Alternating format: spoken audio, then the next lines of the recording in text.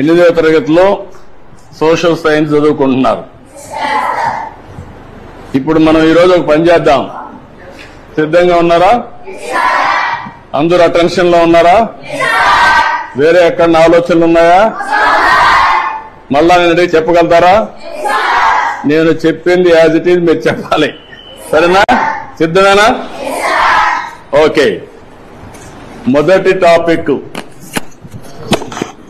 ఎవరన్నా హోంవర్క్ చేసుకొని వచ్చారా? చదువుకున్నారా ఈ సబ్జెక్టు? అయితే నేను బ్రీఫ్ గా చెప్తాను. చెప్పిన తర్వాత మీరు ఏదైనా అడిగితే సమాధానం కూడా చెప్పాలి. చెప్తారు కదా?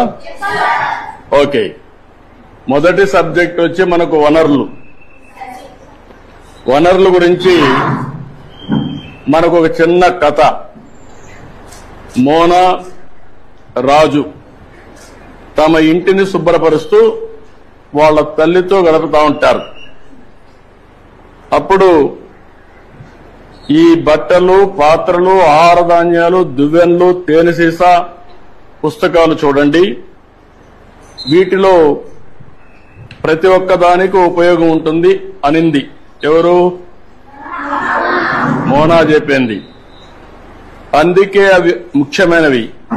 ఇవి అన్ని కూడా వనరులు అని ఎవరు చెప్పారు? అది అయిన తర్వాత వనరులు అంటే ఏంటి అని రాజు వాళ్ళ అమ్మని అడిగాడు.